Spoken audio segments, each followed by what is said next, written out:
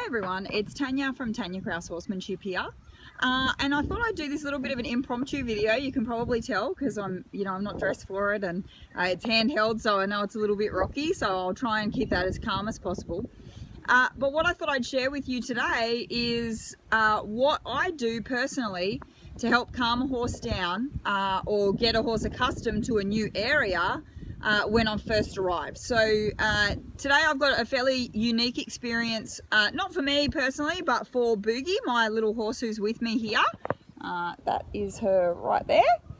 And it's unique in the sense that for about the last 12 months, Boogie has been coming to clinics with me as a demo horse, but she has always had a traveling partner. So most of the time she's been with Cooper, and the point of doing that was to help her be more confident in the clinics and in the travel. And my guys sort of spend, it's Friday and we've just traveled 3.5 to 4 hours in the trailer. She's got off the trailer. She'll spend Friday, Saturday, Sunday in a stable, which she is not stabled at home, so it's unfamiliar to her.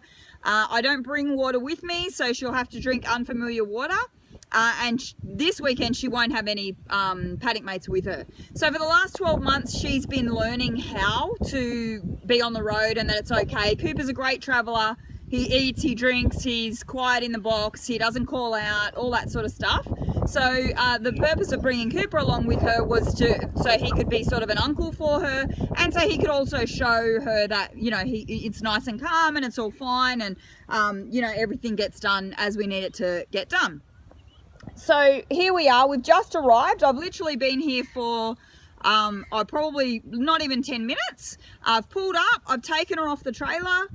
She's had a brief look around and she immediately has put her head down and started grazing, which is fantastic. I don't feed my horses when they're in the trailer. And so what I want her to do after such a long journey is put her head down.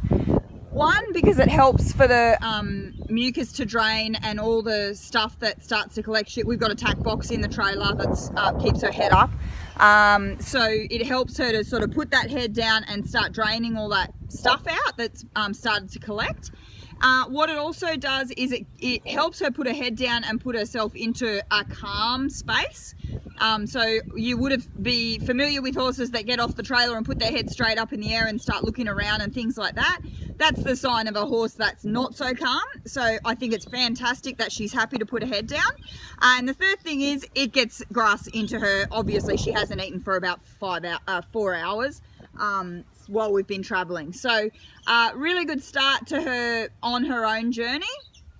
And here she is with me. I've just popped her. I've popped her into this beautiful area here. This is actually a really nice grounds. I really like the Southport Pony Club and Hack grounds.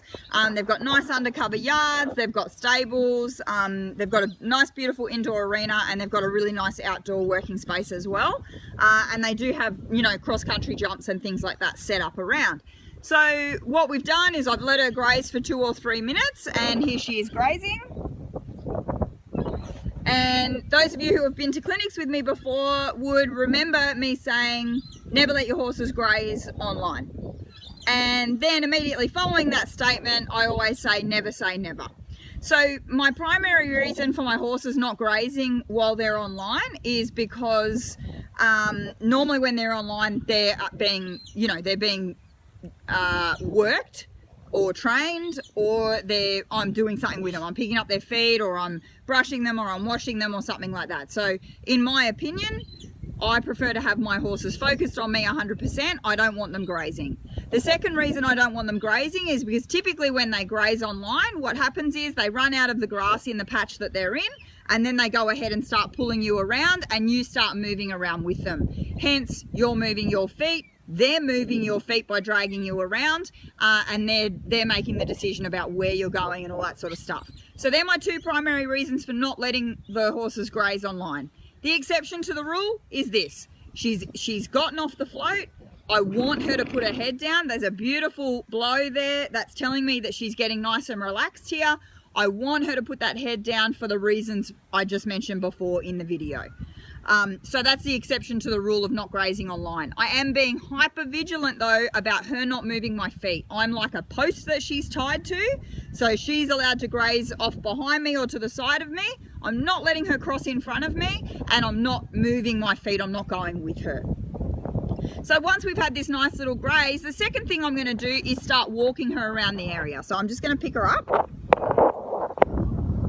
And I'm going to have her on a fairly loose rein. You can see my hands nice and open there. She's saying, oh, I want to keep eating. And now I'm saying, actually, it's not eating time anymore. We're going to go for a little walk. So as I just said, these grounds are really cool because they've got all these cross-country jumps and things like that.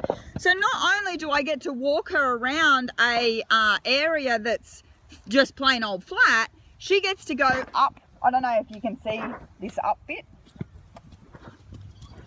I don't know how good this is turning out, guys, but at least it's something. So she gets to go up onto this cross-country type platform. And we're just hanging out here. See, she's having a look around. She gets to see where we are. And then I can go ahead and I can lead her back down it. So what that does is, instead of her just focusing, here we go, down the big hill. Good. And now I'm going to ask her to step over this log. Because what this does is, a plain old walk is just fantastic, but if I can keep her tuned into her feet and her legs and what they're doing, then I've got a lot better chance of her staying focused on me and focused on the task at hand, which is us walking around these grounds and settling in. If it's just a plain old flat area, you've got the risk of her sort of going, oh, well, I don't need to think about where my feet are going, so I can go ahead and use that energy on spooking at things or shying or whatever. So you can see here, she doesn't look too bad. Her head's at a pretty nice level. I'm pretty happy with where her head's at in terms of the level of it. She's not got her head right up in the air. She's not dragging me. She's still nice and loose on the line. And we're just having a little wander. And what I'm going to do as well is I'm going to go ahead and walk her past all the horses in the yards. But I'm not going to allow her to sniff any of those horses, and all weekend she won't be able to sniff the horses unless one of them gets put in the box next door to her. That's a whole nother video why I don't do those things. So I'm happy for her to have a look and recognise that there's other horses here, and they all gave her a really nice whinny when we arrived, so she had a pretty nice welcome. Here's a bit more for her to negotiate. Bit of a step over. So as you can see, hopefully you can see it. If not, I apologise. That was a pretty not complicated, but it had several steps in it. The ground was soft. There was 2 logs to step over, and there was a step down. So as you can see, it's keeping her focused on, we're here, we're stepping over some things. I don't need to get fixated on, you know, this particular grounds is near a school. So I can see the kids are on recess or lunch at the moment. They're all running around and squealing and kicking balls and stuff. I don't need her to be focused on that. I want her to be focused on what we're doing. So there's some cool jumps and things like that around. Here's a jump and a pole and stuff. So we're just going to go ahead and walk over that.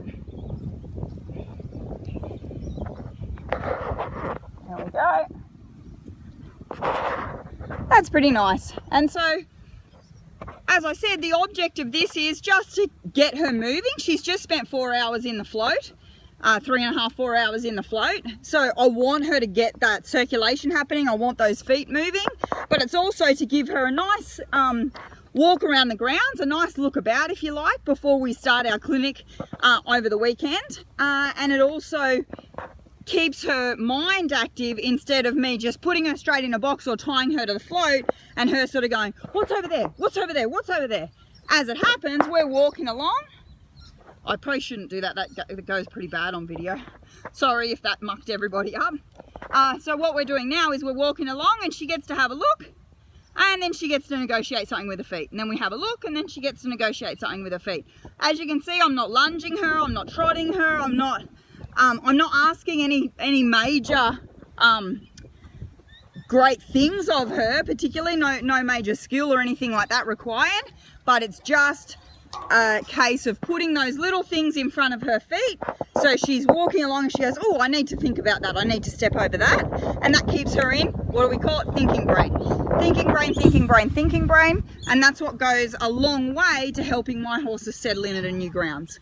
So I hope that you got some really good tips out of this video, and I hope it gives you an idea of how to help your horse adjust to a new area, especially if you're a person that goes to new grounds every weekend like I do. You might be a competitor, or you might be an instructor or a coach or something like that. So hopefully it gives you some ideas about how to get your horse nice and settled at the grounds, and starting the recovery of the trip straight away. So if you guys would like to see me cover anything specific in the videos, this is one of the sessions with Tanya. As I said, this is really impromptu. It wasn't scripted or anything. I just thought to myself, oh, I'm about to do this, let's chuck it on video. So if you want any more information, my website is horsemanshipforperformance.com, or you can connect with me on social media. Just find Tanya Kraus Horsemanship on Facebook and Instagram. And through those channels you'll be able to find a contact for me, and I'd love to hear your comments. Talk to you soon. Bye.